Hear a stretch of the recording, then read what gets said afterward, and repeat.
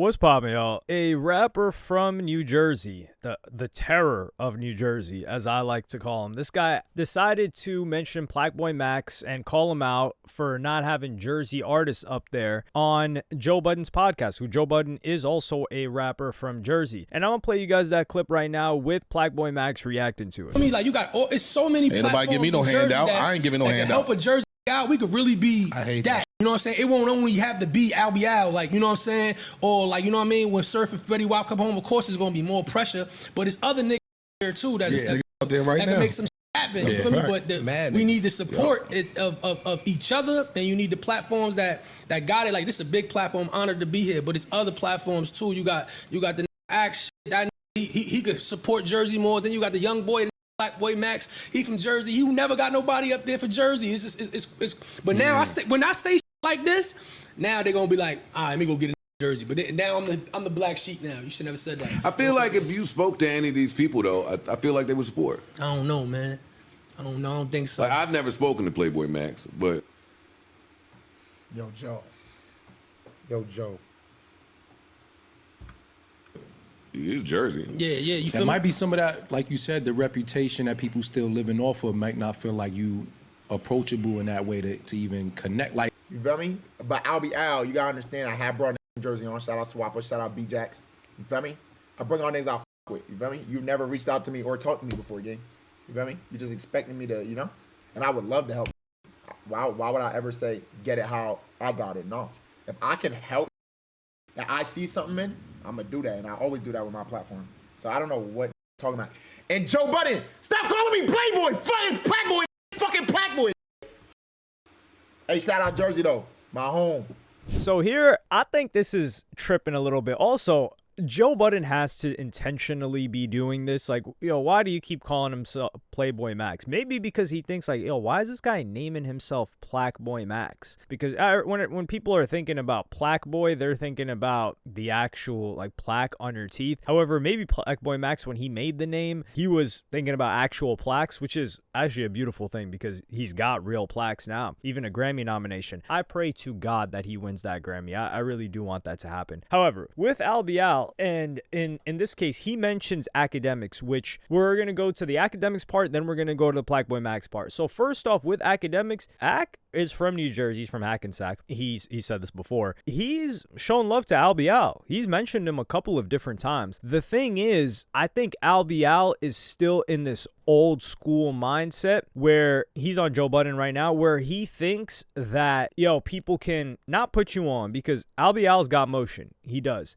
Now, how much motion is because of his music or other extracurricular activities he's been involved in and his street reputation? That's up to you, which they kind of go hand in hand, right? But him being on a Joe Budden, him being on an academics, him getting a lot of press is not gonna put you on the way that it wants. You have to put yourself on. And when he's talking about Plaqueboymax, I think Plaqueboymax, he does rep Jersey. Like, he had I think it was an alternative cover for one of his recent tapes or albums where he was rocking the New Jersey Nets. But Plaqueboymax is one individual that has had everybody on, not everybody on his platform, like, it's a free-for-all, anybody could just come up there. But he's put a lot of people on. If anything, before Albee Al, Chris Patrick should be on there, who it's been amazing seeing that guy. I've been following that guy on X, Twitter, for years. This dude, he used to have, I think it was CXR. I don't know if that's still a thing, but if you know, you know. I think it was Crossroads or something like that. He had like a little group going on. That wasn't just like a rap group,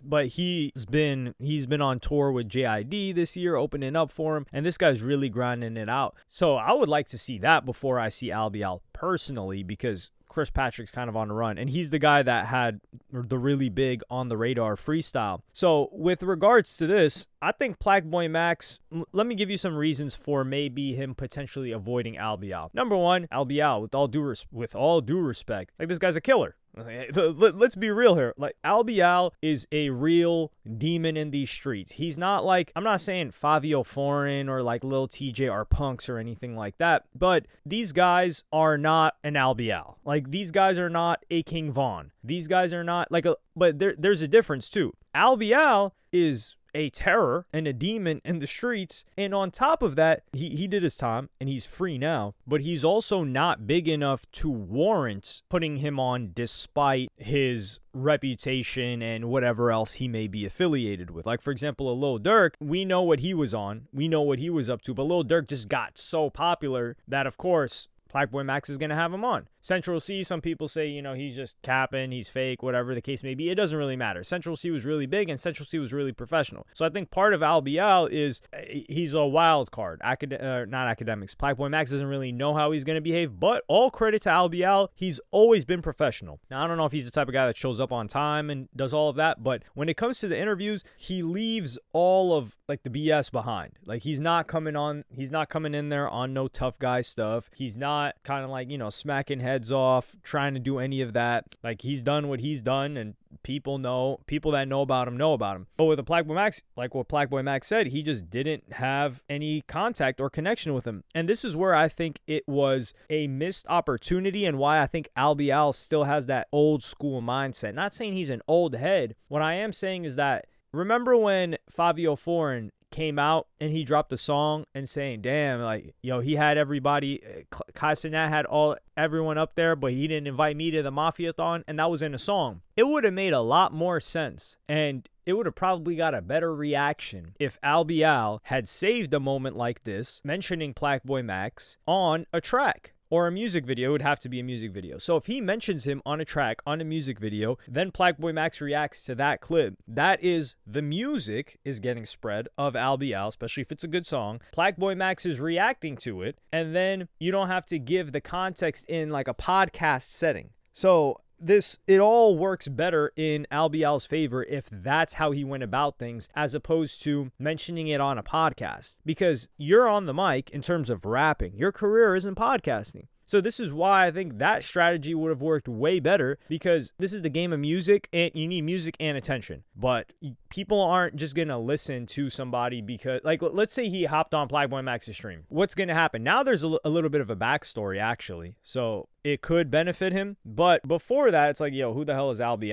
For the most part, because outside of Jersey, maybe even the Northeast, or like people that are into street rappers with a criminal past, they wouldn't really know about who he is. Like, most people are probably saying who in Plaqueboymax's chat, but I think the setting would have been great and the setup would have been great into the collaboration. Same thing with Plaqueboymax and Fabio Foreign. I think like Fabio Foreign mentioned Plaqueboymax on a track or something like that, and then they were supposed to get something in recently. I don't know if that ended up panning out. Plaqueboymax, just think about January when they had that back and forth to now. The difference in Plaqueboymax's success is night and day. So with regards to Albee, I think he's looking at it like, if you're Jersey, you should have hit me up. And Plaqueboymax is looking at it like, you should have hit me up. So I think this is just like a little bit of a back and forth. I think it will end up getting, like, not patched up, because I don't think there's an issue here, but I think they'll end up getting in contact with each other and make it happen. It is a big deal for Jersey, but I just wish that Albee had went about it more effectively for his career. Not better, because I think the way that he approached it was fine in the podcast, but for his career, it would have been better if he mentioned it in a song, because the vagueness of a track also leaves a lot of room for discussion, which is more discussion about him and his music, which spreads it a little bit more and benefits his career. As opposed to this, I don't really think it benefits his career as much. It does, because we're talking about him right now. There are probably people that are watching this that are like, who's Albee? Like, what's he up to? Yeah, I mean, look him up. If you like street rappers with actual history that's knocking heads off and putting people's heads on the pikes, yeah, that's him. But let me know what y'all think about it in the comments. Like, subscribe, and hit the notification bell if you enjoyed, and I'm going to see y'all in the next one.